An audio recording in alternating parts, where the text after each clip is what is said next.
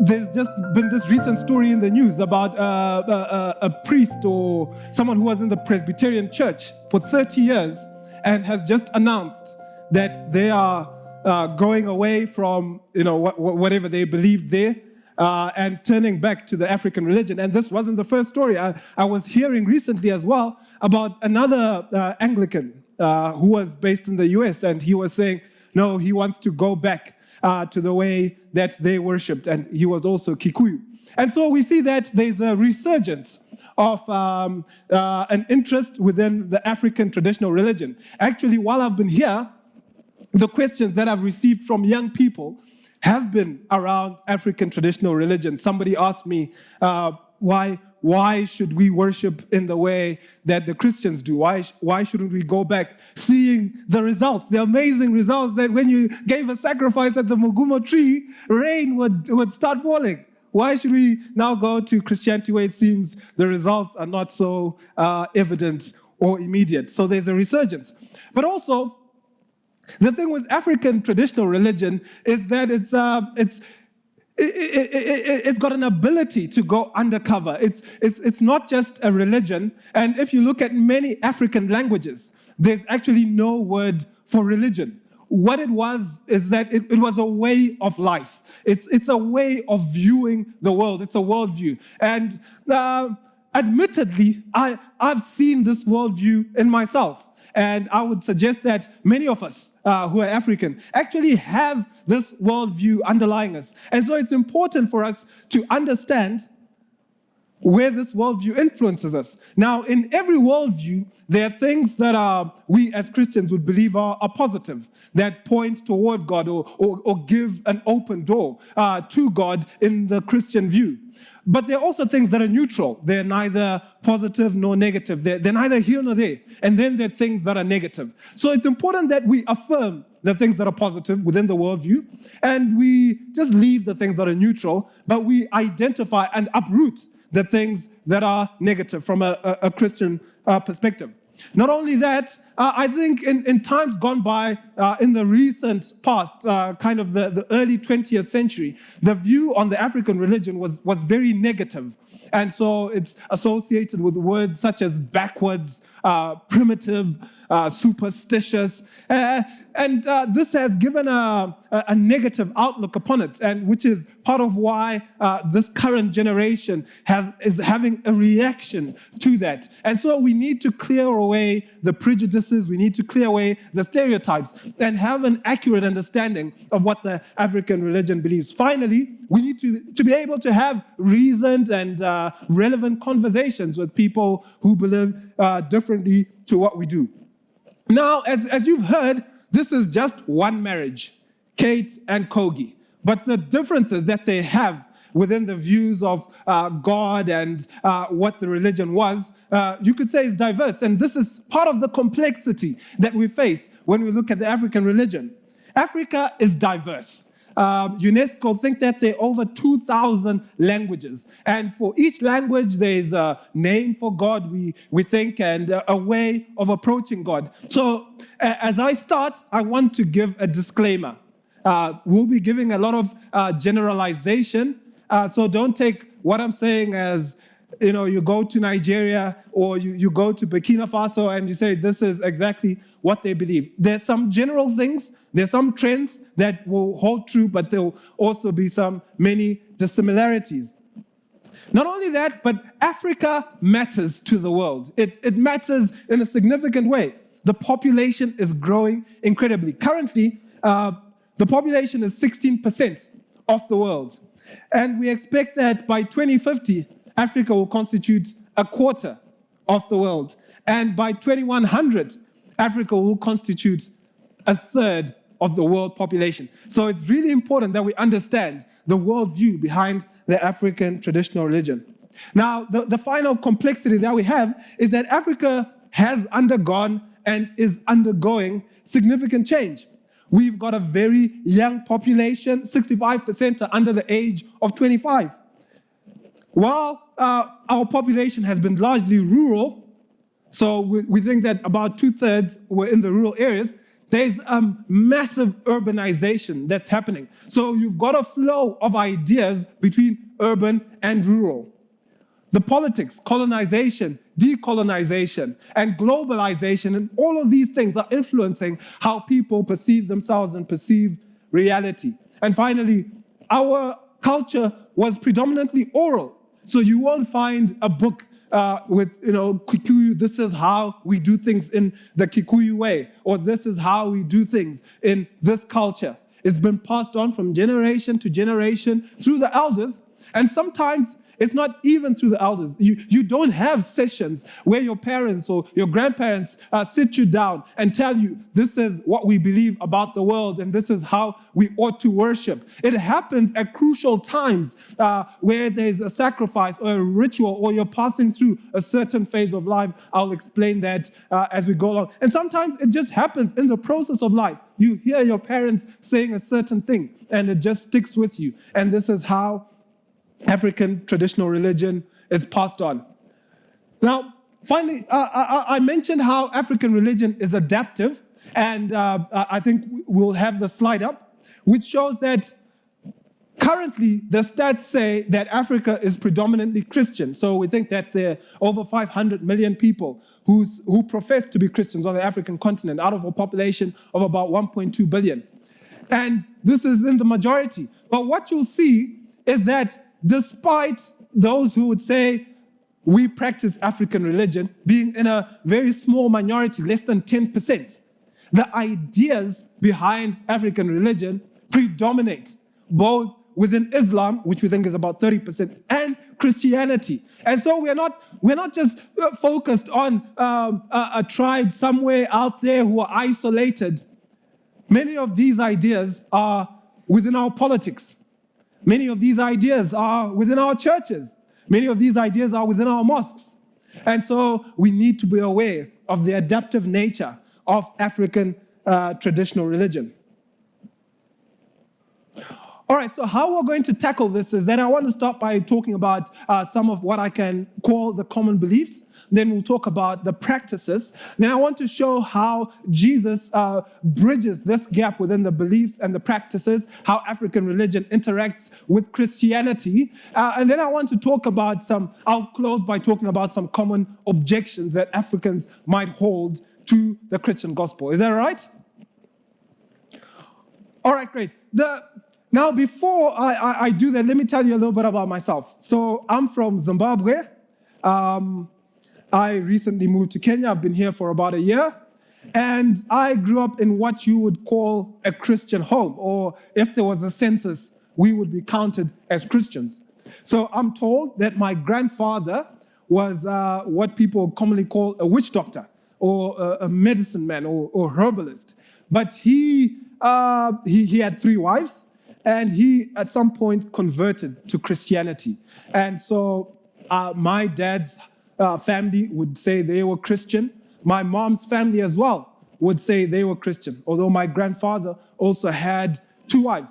So there's no point at which growing up I participated in any rituals or practices that you would associate with African traditional religion. We would go to church and that kind of thing. But within my teenage years, I decided that I didn't like Christianity. So I stopped going to church and resolved that I wasn't a Christian. And at the end of my high school, I went to teach at a very remote location that was in the rural areas. So I grew up predominantly urban, Western education, left for us by the British. And so I had kind of that background. And so I went to this very remote location that was hundreds of kilometers away from my family. And when I got there, it was raining. I was just so depressed because it was raining, I was in a new place, I was all alone. And then they showed me the house that I was going to live in. It was isolated from all the other houses. There was no electricity. And I remember on that first night, I prayed for the first time in many, many years. And I just thought, man, Here, there's no electricity. It's going to be dark. I don't know. This house is all by itself. I just need some protection. And so what I'm trying to paint is that this worldview of African religion, as I'll explain, it just permeates the African thinking and reality. And the first thing is that there is an invisible world. In general, would say Africans believe that there is an invisible world. And one person talking about it was saying that atheism was not something that you would associate with Africa. Before colonization, before the ideas that are coming now from secularism and scientific rationalism, you really wouldn't find an African who didn't believe in the invisible realm. And so in general, all Africans believe that there is a God. We don't have the same name for this God, but we believe he at least created human beings. He is the reason why everything exists. And the different names of this God reflect the thinking of each culture and ethnic group on what they believe about this God. So he's called the omnipotent, he's called the omnipotent one. He's called the all-powerful one. He's called the creator. He's called the sustainer. He is called good. He's called provider. He's called the God of war. It just depends on what the view of reality is necessary within that culture. So there's a belief of God. And like what Kogi and Kate shared, it is believed that God initially created humanity, and he might have created everything, but something happened.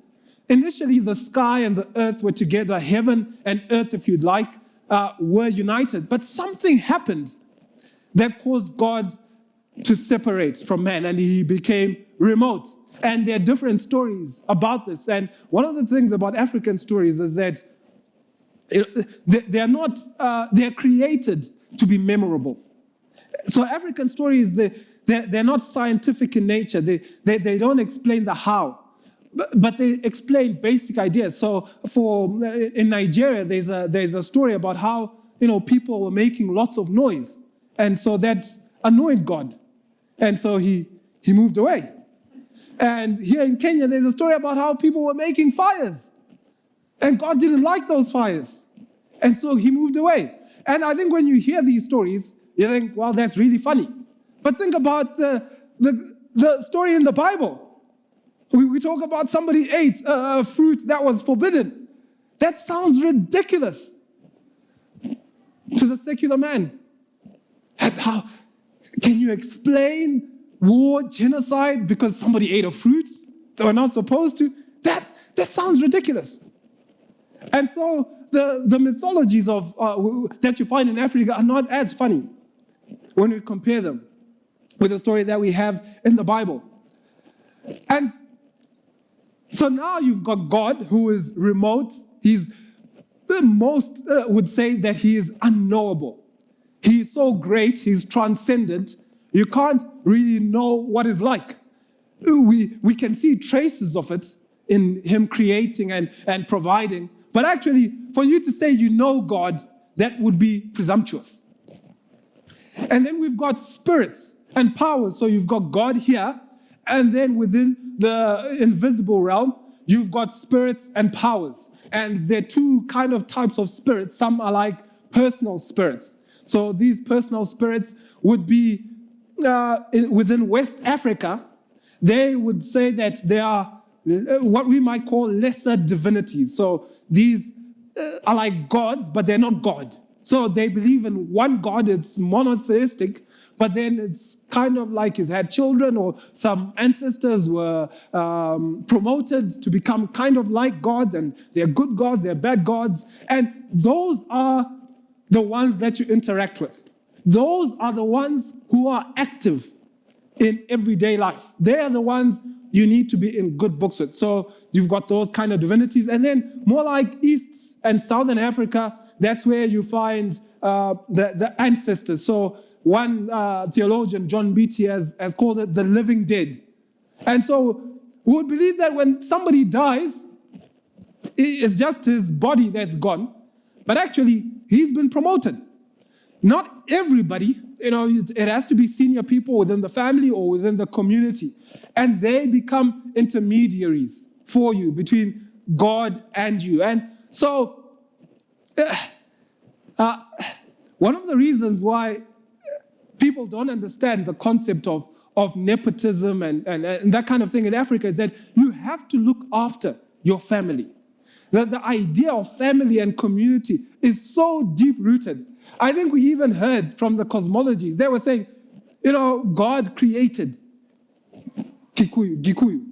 It's not that Gikuyu emerged from many different tribes or the Kamba emerged. God especially created our family. And so the ties that you have to your family are deep and they run strong. And so even after you're dead, you've still got a responsibility. I mean, responsibilities in Africa, you can't escape from them. When you're alive, you've got responsibilities. When you're dead, you still need to take care of your family. And so we've got these ancestral intermediaries that they would believe that those are the ones that you need to be in good books with. And so when you're making sacrifices, you're making towards them, they're the ones who take care of your family. When you, before people go for some endeavor, whether it's a job interview or whatever, or it's your grandparent, if they believe in that, they would mention all the names of the family to say to the ancestors, please remember them wherever they are, because no one else will take care of them. You can't expect someone else's ancestors to take care of your family. Neither can you expect someone else, right? If you are Kikuyu, you can't expect that the Luo is going to be looking after your interests, right?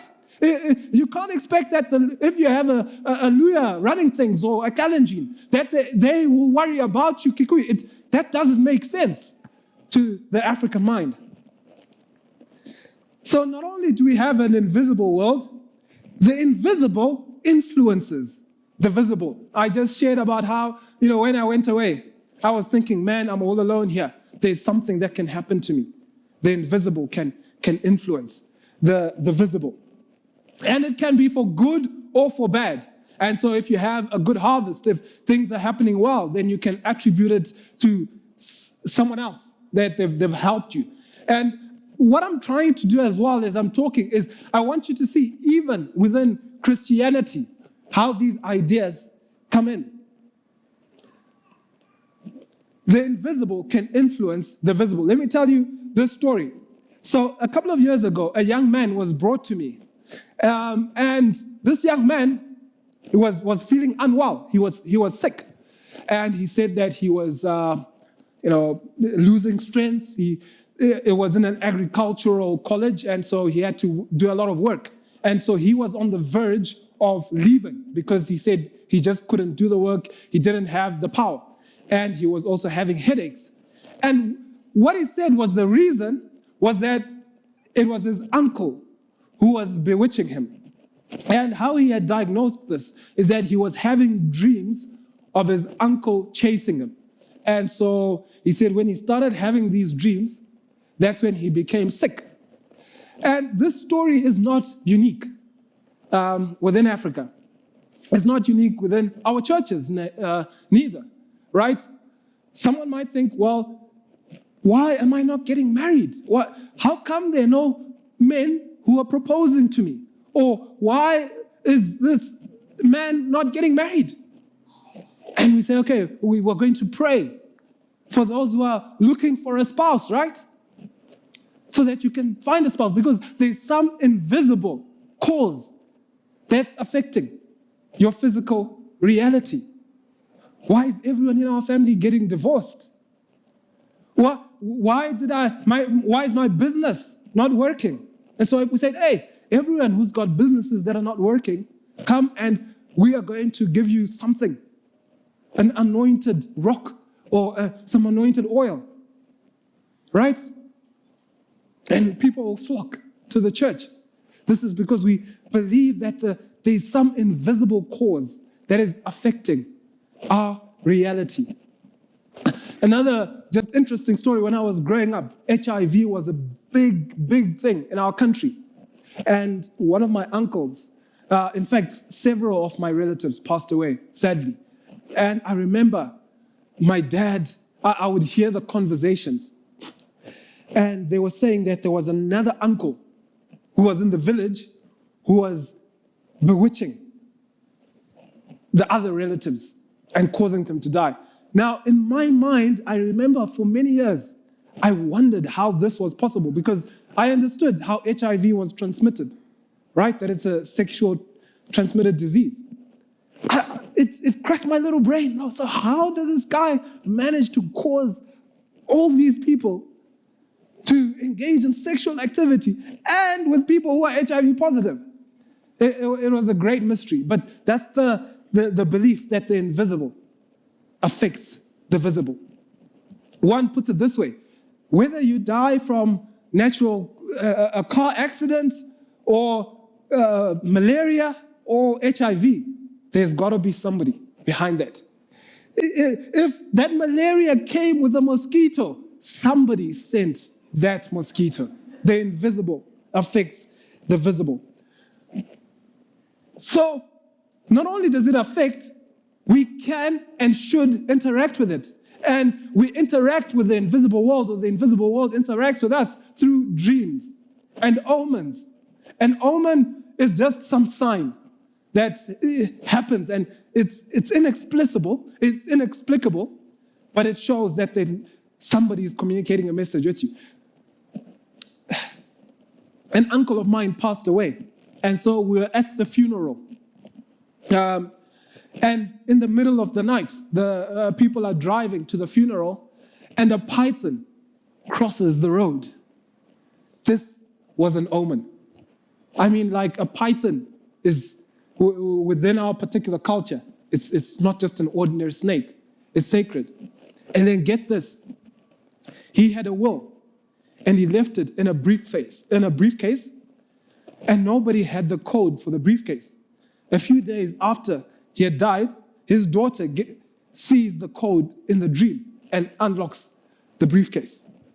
And so the invisible world interacts with the visible. Now, you and I might say, well, maybe it was orchestrated. Maybe she had it all the time. And she was just claiming that, it could be fights within. But within the family, within the normal worldview, it would be taken as this is how it occurred. There's perception, and then we don't know what the reality is, but we certainly know what the perception is. And then certain things are required to maintain harmony. So you need to maintain harmony between the visible and the invisible world, because we've got no written book that tells you what you're supposed to do, all the do's and the don'ts and what's expected. You're always guessing, right? And now, unfortunately, the normal rhythms of life come with things such as illness, misfortunate events. And so you're wondering, could this be something unseen that's affecting me? And so you want to do all that you can to maintain harmony. And this was through the sacrificial systems, through the prayers, and through other things, getting charms. Not only does the invisible affect the visible can affect the invisible, both positively and negatively. And so, from a positive side, there was a system of what we might call intermediaries, mediators. And these are your priests in some cultures, more in the Western African side. You've got ritual elders. I mean, there was a story recently in the newspaper about the elders of the Kikuyu anointing the Speaker of Parliament to say now he is the representative. And then a few weeks later, another faction of the elders of the Kikuyu came out and said, no, that was wrong. That shouldn't have happened at that location. And we're coming to cleanse. But what I'm saying is that you've got a system of intermediaries, priests, ritual elders, diviners. Now, a diviner is somebody who reads the signs to talk, to either to explain events or to predict the future. And they've got different methods, whether it's stones or bones or something that they use. And then you've got mediums. A medium is someone through whom the spirits can communicate with the living people. And so you have somebody who can, I don't want to use the word channel, but I think that's the word. And you've got spirits that can either be family level, just in your individual family. They can be in clan level, so your extended family. And they can even be tribe level. And so you have different mediums for each level.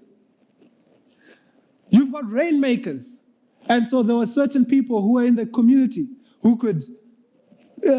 knew what needed to be done to bring rain. You've got medicine men. They're called witch doctors, although that's not a very PC term. And what they're able to do is either to give you a charm or to do something on your behalf to influence positively, or they can also diagnose something that's been done to you. And these guys, they always have a diagnosis. I remember in the community we were in, somebody was struck by lightning. They were working on their chicken house, so they were on top of it, and it was cloudy and it was about to rain, and they were struck by lightning. And their relatives went to find out who had sent that lightning.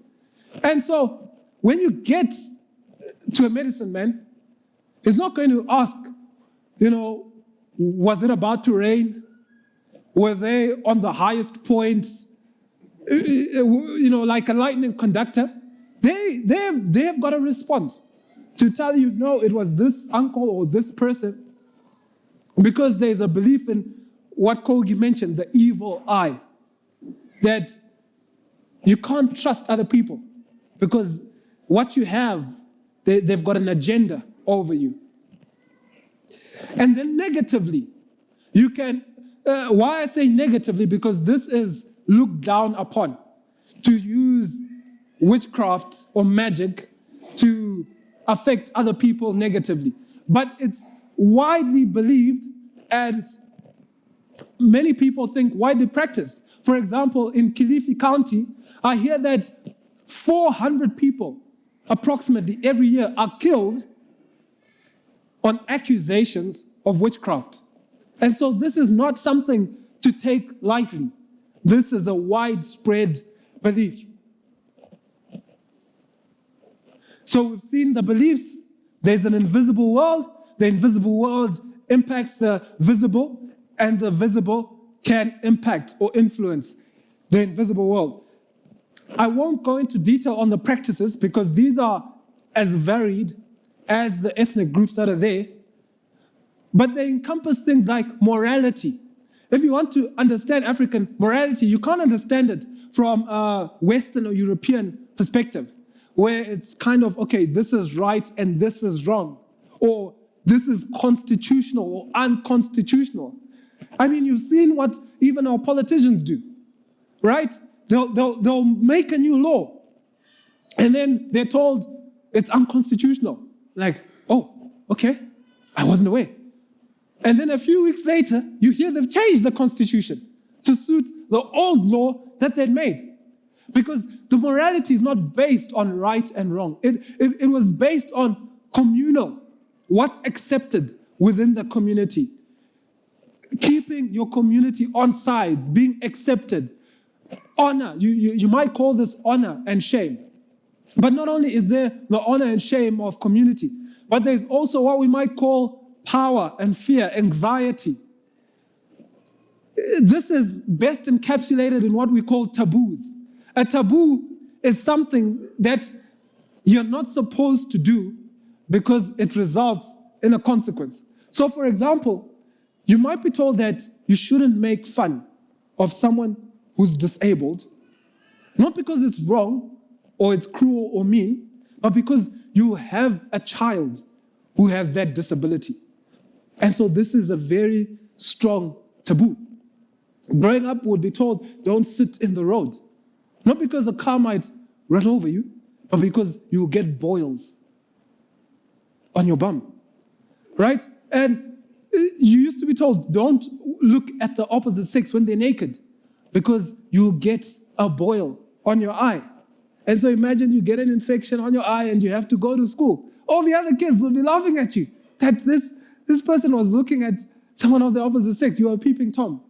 And so these are taboos. And then we've got times.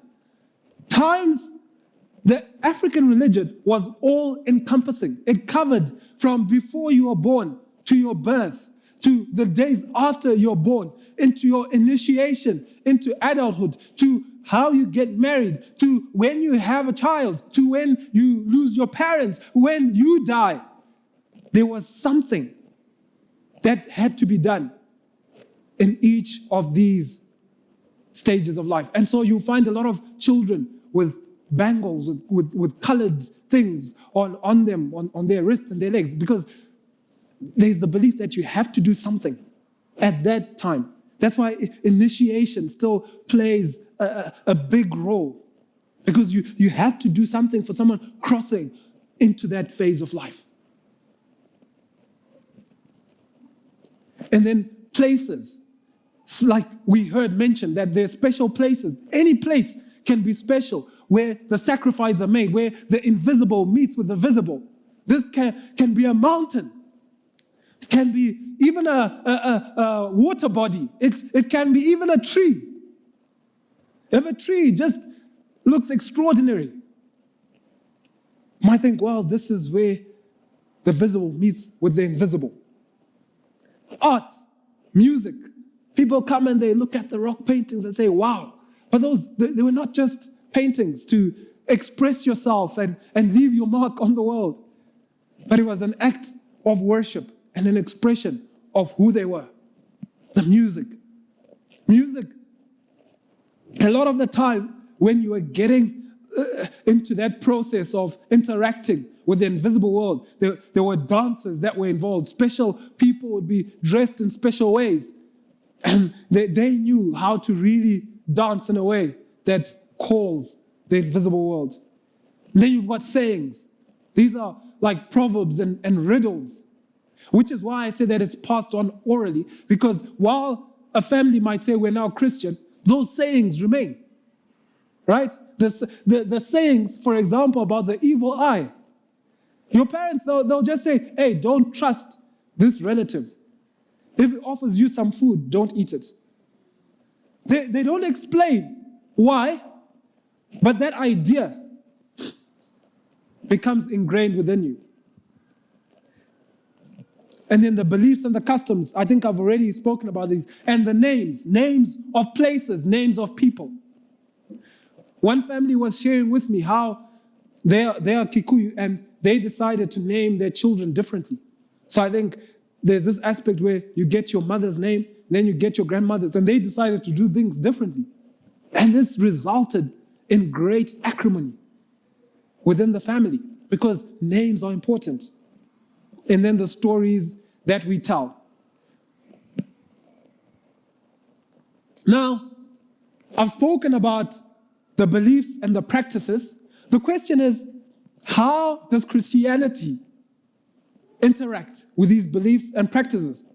And I want to show that Jesus fulfills the goal and the desire of the beliefs and the practices that are found within the African religion. And when I talk about the goal and the desire, is to create harmony between the invisible and the visible world. It's to bring to reality the invisible world within the visible.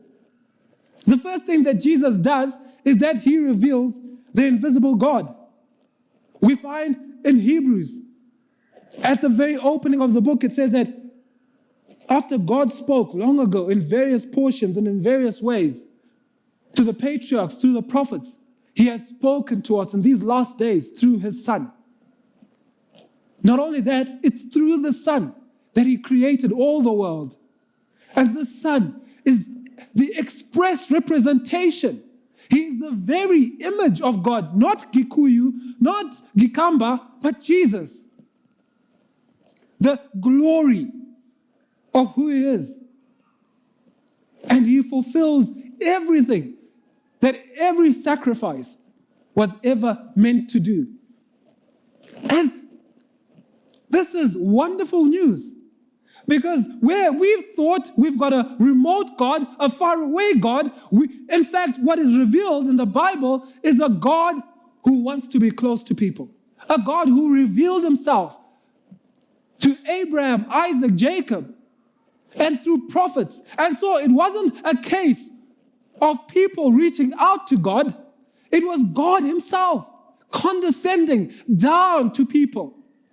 And Jesus beautifully shows this even in his own life, because one of the groups of people that are marginalized in African society are children. In fact, sometimes when visitors arrive, they might think that there's no child in that household because children are just trained to disappear in the presence of elders. And this was similar in Jewish culture. So when parents were bringing children to Jesus, his disciples tried to cordon him off and say, hey, no. But Jesus said, let the children come to me. He went down, he picked them up, he interacted with them. And in that way, he was revealing what God is like. That God is not distant. He doesn't get cordoned off by systems and by people. He condescends to where we are. And so Jesus reveals God. Not only does he reveal God, whether there was an alienation between God and man, which was because of loud noise or fires or the eating of forbidden fruit, one thing was clear, that there was an alienation that was there. That God exists was self-evident in everything that was made. But why did this God who created everything, suddenly, why can't we hear him? Why can't we speak to him? Why do we feel alienated away from him? And so we have systems, we have places, we have morality, we've got things that we do that we try and hope. Hopefully this will give us peace. Hopefully this will give us harmony. Hopefully this will take away bad luck. This will prevent accidents. This will prevent sickness. This will give us good harvest. This will care for my family. But you could never know.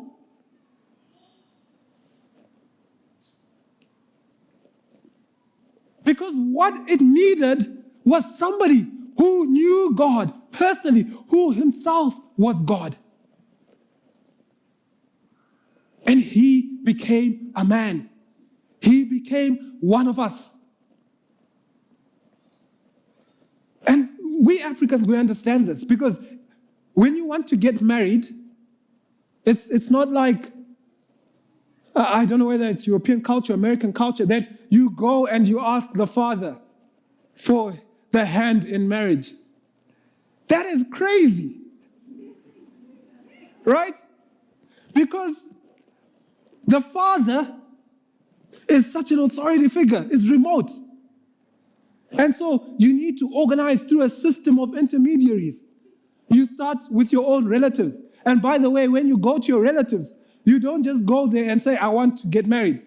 You talk to someone who represents you to your family. And they know who needs to know, right?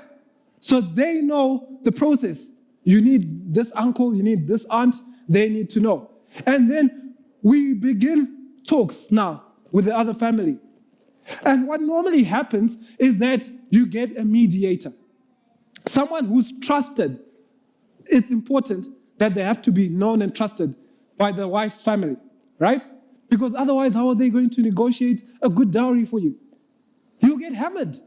So you need somebody who knows that family and is trusted. But you also need to what? To trust them. Because you don't want a double agent that meanwhile you think they're negotiating on your behalf, but actually their mission is to raise the dowry as high as it can be. So they need to be trusted by both parties. And so this is how the marriage negotiation is undertaken, through a mediator. As the husband, you only appear after the negotiations have been completed. And now you're presented, this is your son-in-law. Now imagine you impregnate your wife first. Those negotiations, they now become acrimonious. Because the family is saying, you disrespected us. You jumped over the fence. You're a thief and a robber. How can we enter into negotiations with a thief and a robber? So imagine showing up to ask for your wife's hand in marriage after she's pregnant by yourself. Would that work? But the thinking in African religion was that we ourselves could create a system of connecting with God. How can we, the ones who have wronged God, then approach Him on our own terms? It's impossible. Even African culture says it cannot work. It needed God Himself to send a mediator. And this is what He did in Jesus. He sent Him to become a priest on our behalf. He sent Him to become our negotiator, our mediator. And the payment was His own life, His own blood. And because of that, heaven and earth can be united. We can approach God with boldness and with confidence. Jesus unites the invisible and the visible world. Finally, Jesus is the perfection of all religious practices. The writer to the Hebrews, even looking at the Jewish system,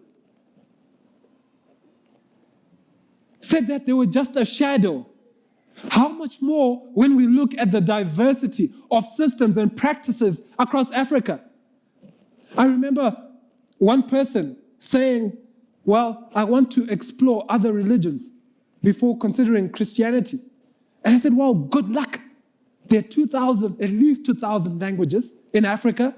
Are you going to learn every single language? Because you need to learn all their practices. How will you explore all of that? All these, they were just a shadow. They just pointed to there being something wrong, some disunity, something that needed to be done. And Jesus is the perfection. Every other sacrifice is perfected in His sacrifice. The yearning for morality is perfected in His perfect life. Every stage of life, whatever fear there might be, is perfected in His life, death, and resurrection. Every sacred time and place, mountain, dam, tree, finds its meaning in Him because He is the creator and the sustainer of all things. Every belief and custom. Friends, if our ancestors, our forefathers, had this news, this would have been amazing, wonderful news, because they could never have certainty. But in Christ, you can have certainty. You can know that truly your sacrifice is fulfilled. I love how the verse that's up finishes by saying that Jesus purifies our consciences from dead works. Every practice is just a dead work, something that can avail nothing to God. Why would God need the blood of a goat? Why would a charm move God?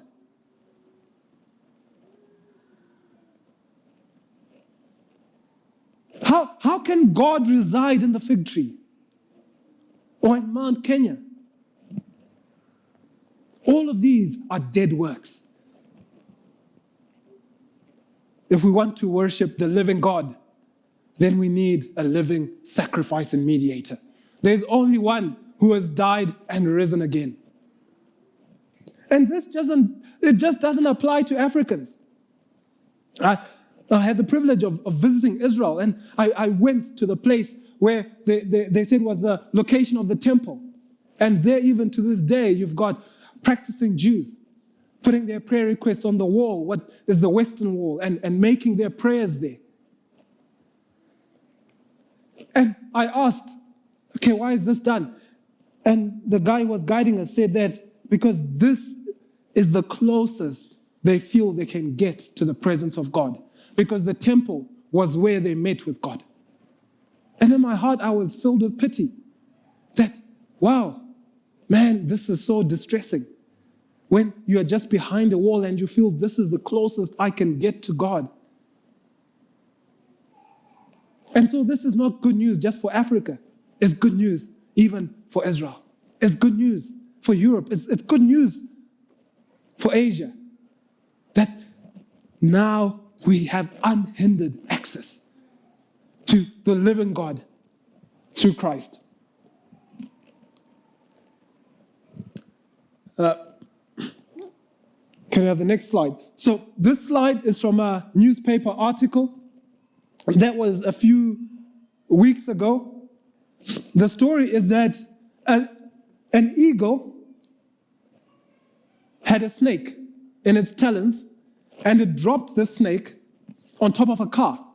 The snake slithered into the car and bit the man who was driving the car on the hand. And so the man stops the car to take care of that. The snake slithers out, and the events after that are still disputed. Some say, while we were beating the snake to try and kill it. Others say, while we were looking for things to kill the snake, the bird picks up the snake and takes it away. And so the Standard opens with witchcraft, right? And so they're already leading you to say, hey, this is witchcraft. I remember sharing this story to someone, and they asked, where did it happen? And I was like, Kitui. Like, no, Kitui. And so this sparked a debate on a WhatsApp group to say, what happened here, guys? And how do we handle it? And someone said, well, how you handle it is by doing all the things required in Christianity and making sacrifices. And this startled a number of people in the group. Oh, what sacrifices do you need to make? And they're like, yeah, how in churches you can take money to the altar for a specific thing. And this is a practice that is there in Kenya, and dare I say across Africa, and possibly in America as well. But with what we've said, Jesus completes everything. There's no longer need for a sacrifice. You don't need a mediator. You don't need the pastor or the prophet or the priest to wave incense on you, to put some water on you, or to lay their hands on you. Christ is sufficient. He is the one sacrifice to end every sacrifice. In the words of the Lord of the Rings, the one ring to rule them all. And I'd shared the story of the guy who came to me and saying, he was feeling bewitched by his uncle. And so we sat down with him, with a friend of mine, and then we opened the scriptures. We went to John chapter 10, where it says that my Father is the greatest, and no one can snatch from his hand. And just from there, just explained, well, there's Jesus, and can you believe in him? And all of that. And he said, yeah, I'll believe in him. Accept him. We prayed. And from that moment, he said, yeah, I now feel well. My headache's gone. And he remained in the agricultural college. He was a hard worker, and he even became part of the church that we were part of. And so we don't need anything else besides Jesus. He is the one mediator, the one sacrifice, the one who unites the invisible and the visible world. Now, I want to now finish by just talking about some common objections to Christianity in Africa. I'll just go through quickly as our time is gone. The first is that Christianity is not African. Christianity is un-African. Many authors, and especially during the time of decolonization, this is a prominent idea that has come through.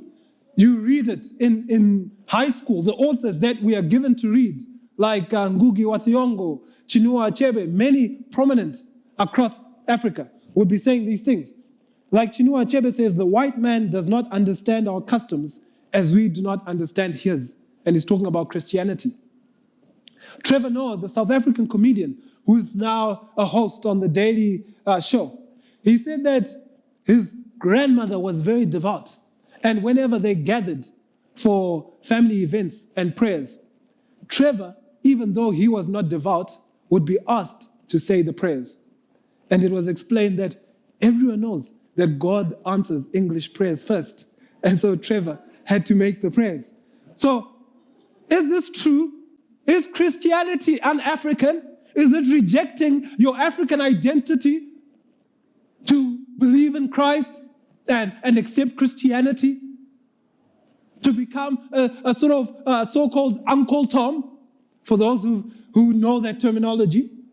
Nothing could be further from the truth. When we read the Bible, Africa is represented from the very beginning to right at the end.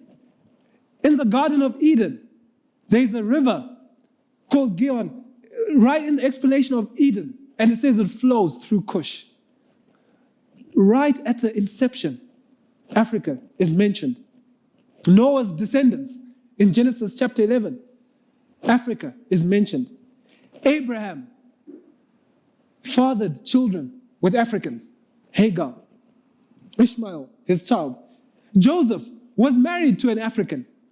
And so this means that his children, Ephraim and Manasseh, who became part of the tribes of Israel, were part African. And so from that story right to the end, within the Jewish story, Africa is included. Moses married an African. Israel stayed in Africa for 400 years. The Queen of Sheba was from Africa, from Aksum, Tigray, Eritrea.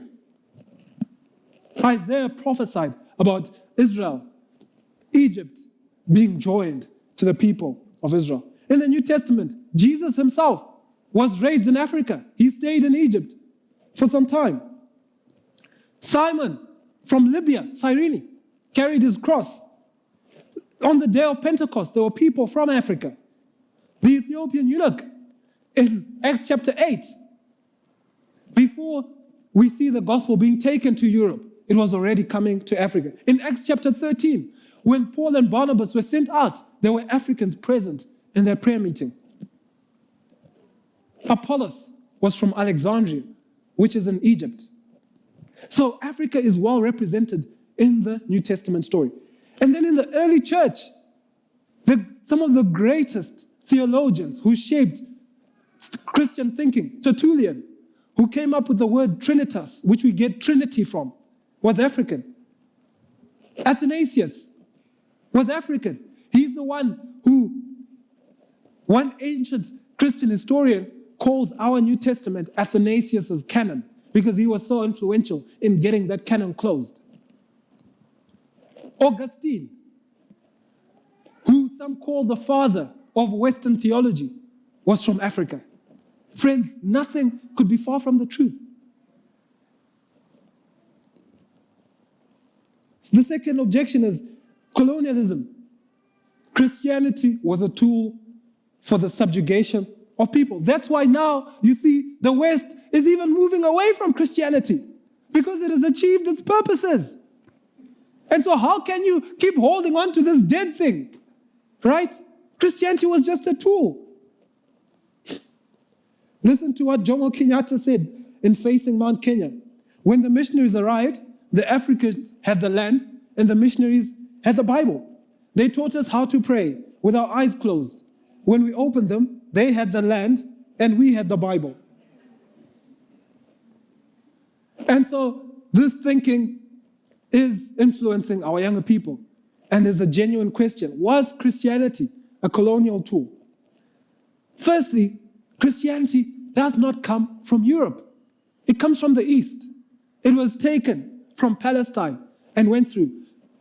One prominent historian, Philip Jenkins, said that by the end of the first millennia, 1000 AD, there were probably as many Christians in Africa as there were in Europe. Christianity was not a new thing in Africa in the 20th century. The Bible itself was not written in English. It was written in Hebrew, Aramaic, Chaldee, Greek. And so when you pray in English, you're not praying in God's language. Sorry if the English people here. God has no language. Secondly, there's a narrative that seems to say that Africa was perfect before colonialism. And so we want to go back to the things that we had before then, right? We were perfect. But that is far from the truth. Africa was not perfect before colonialism, and it hasn't been perfect after independence. In fact, sometimes you hear people in our country, because it was just decolonized in 1980, saying, those days of colonialism were better. And so we cannot take that as truth, that everything bad in Africa came with colonialism, with the white man. Some of you would have heard Jacob Zuma saying our problems started with the landing of the first European on the Bay of South Africa. That is false. We had problems. There was the killing. Twins used to be killed and things fall apart. Chinua Achebe's book, the whole plot is about the killing of this twin. There was a caste system. Albinos were killed. Even today, these things are happening in Africa. There was the ritual cleansing after the death, where a woman is, after the death of her husband, she has to sleep with someone else to be cleansed. And I won't mention which tribes in Kenya promote that practice, but it's there. And so we can't say our morality was great, where you say you can love your clan and hate everyone else. How can that be great? Where you do right because you're afraid of the consequence, not because of the rightness of right, the goodness of good. No, Christianity was not a tool for colonialization. And finally, much undeniable good was done through the early missionaries. This is true in our education and our healthcare. The final objection is that Christianity is not working in Africa. Like Kogi said, the stories are, when we did our ritual sacrifice, the rain would immediately come, while we're still doing it. But look at Christianity. Look at the state of Africa with Christianity. The place in sub-Saharan Africa where it's predominantly Christian, according to the statistics, that's where you have HIV. That's where you have war. That's where you have genocide. That's where you have poverty. That's where you have the corruption is at its highest. So obviously, Christianity is not working for Africa. Now, this is a very relevant and pertinent objection. We go back to the words of Jesus. Jesus gave two stories. I won't tell them, but I've got the verse references. One was the story of the weeds, where a man goes and plants, and then at night his enemy comes and plants. And so weeds come up with the wheat. And he said, shall we pull up the weeds? And he said, no, let's wait till the end of time. You can't judge whether Christianity is effective before the end of time. Inasmuch as we can trace within the history of Europe and see the positive benefits of Christianity, but the reality is true faith will only be judged on that day. And so weeds will come up with the truth. And so you'll have certain people claiming that they're Christian, certain things being done in the name of Christianity, but they don't hold water when you come to Scripture. And so we can't say Christianity is not working for Africa. We will see the fruit on that day. Matthew 25, the story of the separation of the goats and the sheep. Again, it's through what people do that we can know whether they're truly of faith. And so this is where I want to close. And if you're wondering about African religion, Africanness, and Christianity, I just want to point you once again to Jesus. He's the one who reveals this remote, invisible God and makes him near. He's the one who unites the visible and the invisible. And he's the one who is the end of every other ritual and practice and intermediary that there might be. Consider him and see that he will fulfill your very desires. Amen.